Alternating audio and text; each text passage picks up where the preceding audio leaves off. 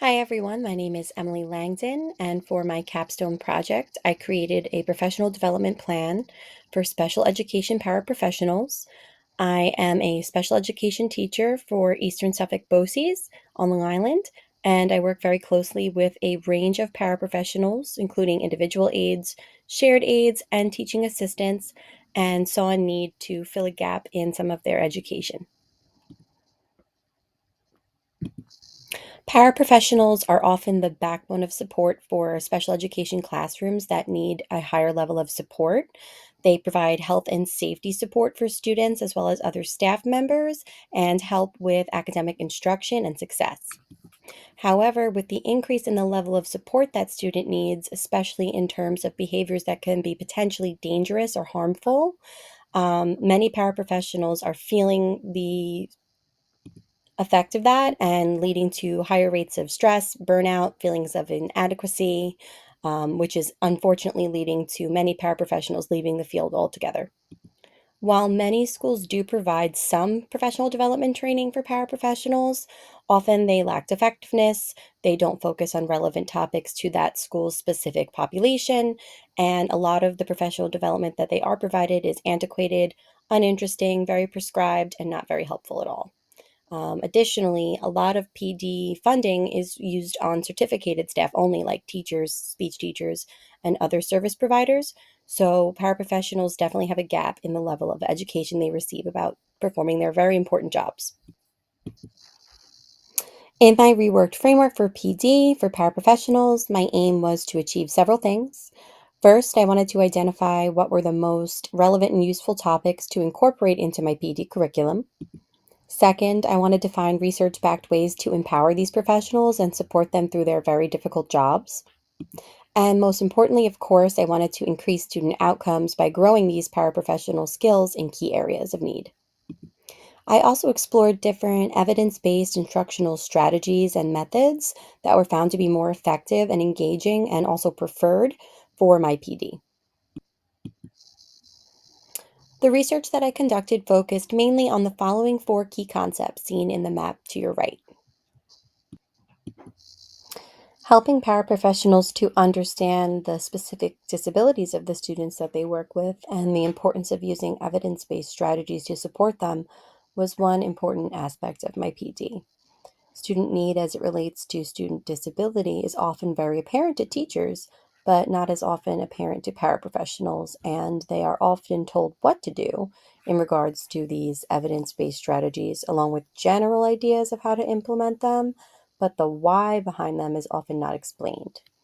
This is important because, according to the CDC, diagnostic criteria for many of the disabilities found within our population, such as autism, LD, ED, and speech language impairment, is continuously evolving. So, anyone working closely with these students needs to stay on top of how these disabilities can display, the diverse range of how they can display, strengths that can be focused on, and how each unique characteristic of each disability should be approached in an evidence research backed way.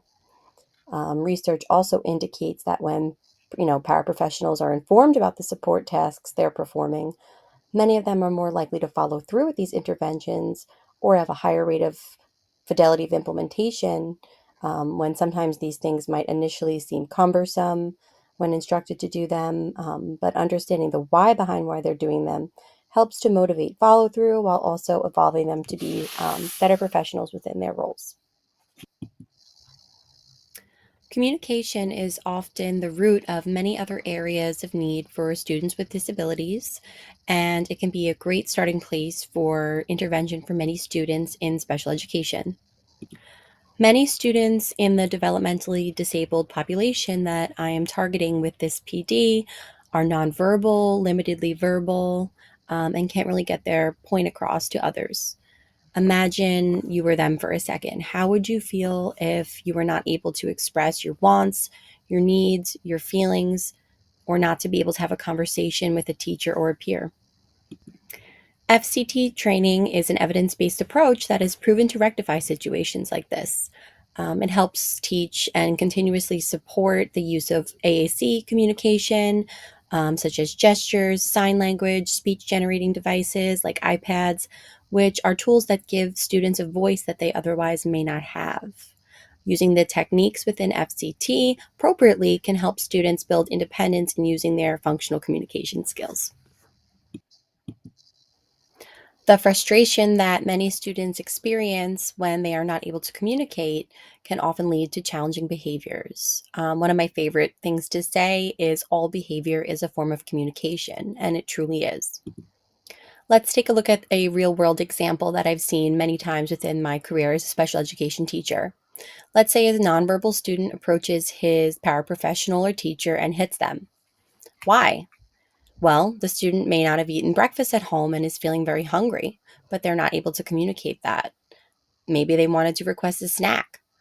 In functional communication training, staff teaches that student to request food in a way that is more appropriate, or to tell them that they are hungry using an AAC device, a picture cue card, or any other individualized method that the student is working on in terms of communication.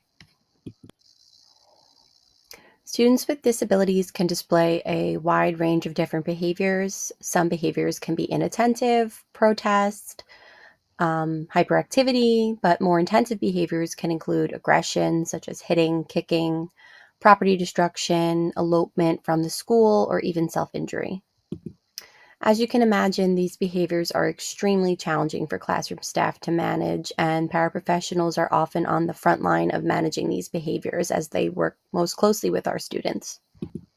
If these behaviors are not intervened with in an appropriate and research based way, there could be really bad implications for student academic, social, and emotional well being, as well as safety risks for students around them and staff around them. And unfortunately, there's kind of a dark history of malpractice with special education in terms of handling these behaviors. So it's extremely important for anyone facing these challenging behaviors to know what to do in an appropriate and effective way. There are several evidence based practices that have been proven to significantly decrease these kinds of behaviors for students with disabilities. Functional behavioral assessments are a way of determining why the student is having a behavior, and kind of goes back to my quote of all behavior is a form of communication. If you look at the chart on this slide, you'll see that there are four functions of behavior that are identified by evidence based strategies such as applied behavioral analysis. It shows us that most commonly student behavior is motivated by sensory needs, the need to escape, the want for attention, or for a tangible item. Understanding that these challenging behaviors aren't coming from a place of wanting to misbehave or a personal thing towards the staff in the room helps empower paraprofessionals to have a little bit more empathy towards the students that are working with them. Also, knowing exactly where the behavior is stemming from helps to put in support the correct type of intervention that leads to better behavioral outcomes and a safer classroom environment. In an FBA, once the function of a behavior is determined, a behavior intervention plan can be created through data-based individualization. This includes collecting a lot of intensive behavioral data, tracking intensity, frequency, antecedents, and whatnot, and it's extremely important. Paraprofessionals often play a major role in collecting this data. However, research has also shown that they receive very limited training on how to do so or why they're doing so. In studies where paraprofessionals were provided with adequate training on things like this, many of them reported that they had a higher confidence in dealing with these kinds of behaviors and also reported better behavioral outcomes for their students. These are some of the most common behavioral supports that are seen being used with students in the developmental population. They include visual schedules, token board earning charts, sensory and fidget toys, and sometimes CPI level restraints for more intensive behaviors. You'll also see an example of two different ways that paraprofessionals might be instructed to take behavioral data. And as you can see, it can get very complicated if not given the correct training. This is some of the things that I'm going to be incorporating in my modules later in my curriculum. Managing all that comes with students with disabilities, especially with a high level of need, can lead to a great deal of stress for paraprofessionals. So it's extremely important to me to find a way to empower them and incorporate self care into their days. In a lot of research, paraprofessionals often indicated that they felt undertrained, undervalued, and unsupported. They felt overlooked as skilled professionals, and it kind of led to, in many studies, underperformance and lack of student progress. The main way that I want to empower paraprofessionals with my reworked curriculum is to educate them.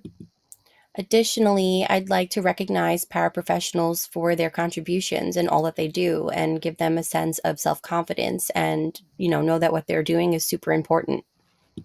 And I'd also like to address their mental health, resilience, and rational detachment skills. Developing a sense of rational detachment allows paraprofessionals to control their own behavior in these stressful situations and not take hostility or behaviors personally while remaining professional. When paraprofessionals are empowered, it leads to better outcomes for students overall. It leads to better support for teachers. It allows them to understand their roles a bit better.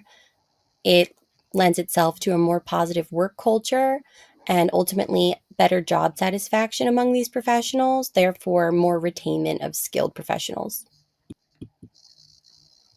In my delivery of my restructured professional development, I wanted to focus on evidence based strategies that moved away from the outdated and prescribed ways that were not working in the past. I wanted to make sure that my topics and modules were based on database decision making, surveying the target audience, and also making sure that topics were research driven, filling gaps that were areas of need. In a lot of the instruction and activities within my modules, I include coaching, either through a teacher as coach method or practice based coaching models. And in order to take a lot of the load off of teachers who already have overloaded plates, I wanted to make sure that we were incorporating all educational professionals into the professional development delivery.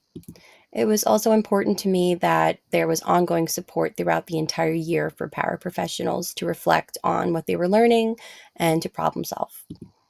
A lot of research also indicated that adults also learn better through multimodal learning, just like our students. So I incorporated a range of different delivery methods, such as whole group, hands on, job training, role playing, problem solving scenarios, small group, guided observations, peer feedback, and self reflection.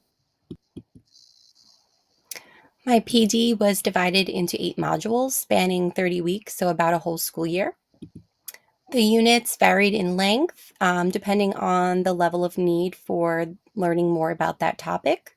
In Unit 1, paraprofessionals were working towards understanding developmental disabilities. In Unit 2, they were focused on IEP implementation and special education law.